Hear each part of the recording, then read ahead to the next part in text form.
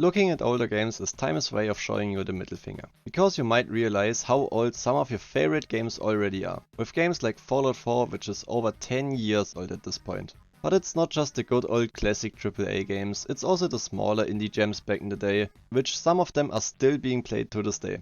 And I, Frosty, am somewhat of a self-declared indie gamer, and today's video is all about old indie games which are still getting updates and have active player bases. So let's start with the first one being Rimworld. Rimworld was made by a small studio back in 2013 and officially released on Steam later in 2018. And it quickly blew up because of its variety and good design and colony management. If you don't know Rimworld, it's basically a colony/story sim where you control people who wouldn't survive on their own.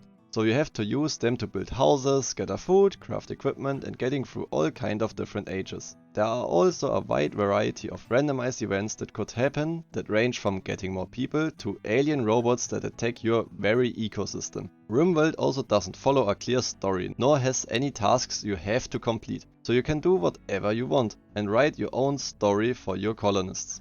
All this alone already made Rimworld a really good game, but what shined most was its variety and fun challenges you could do. Because you could start somewhere in a desert with a bunch of children, or you could just live in the mountains and stay forever in the Stone Age like cavemen. But that wasn't enough. Rimworld was, because of its really simple art style and programming, a good target for modding. They even got easy mod support, so there were quickly quality of life mods and even player made expansions. Well, for the most part. Like always when games get mod support, there were mainly goofy mods and memes, but with time Rimworld also got DLCs and update which expanded it even more. And this cycle continued to this day with 5 whole DLCs which expands the game in all of different directions, like forming a cult to summon eldritch beings to flying into space.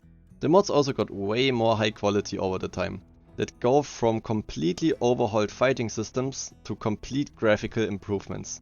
And well, one of its major downsides is that Rimworld is really expensive, especially if you want all DLCs so you could play with every mod. But that aside, Rimworld is over 10 years old and still has a substantial player count and even is one of my favorite games of all time. And I would recommend it to anyone who likes sandbox or strategy type games. And if you already have, maybe then try it again, just somewhat different.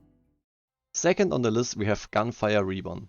Gunfire Reborn is the youngest game in this video, which released just around 5 years ago. But staying 5 years alive as a smaller indie game is still incredible. Well, Gunfire Reborn is a first-person roguelike shooter, and it got your typical roguelike elements, like randomized runs, different characters, each having unique abilities, and a ton of different weapons and much more. But Gunfire implemented all these roguelike elements really well into a fast-paced ego shooter with satisfying gameplay and really fun and good functioning co-op. And combining that with like 20 different difficulties and different game modes, you will almost certainly have a challenge to play alone or with friends.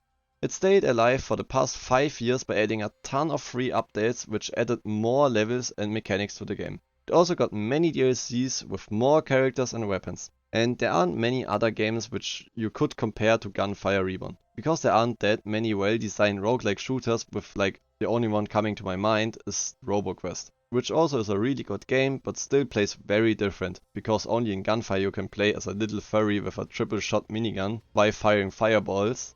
Anyways, Gunfire Reborn is still one of the best roguelike ego shooters out there, especially if you can gather some friends to play along. The only downside the game has is that with increasing mechanics and DLCs it gets more and more complicated, and many new players have trouble figuring that stuff out, and because of that it doesn't get that many new players. But while some of the newer mechanics are confusing, with a bit of trial and error, they aren't too complicated. So while Gunfire isn't the best ego shooter ever, it's still an incredible game and it has proven itself over the past 5 years. And I recommend anyone who likes unique roguelikes or just a co-op shooter to give this one a shot.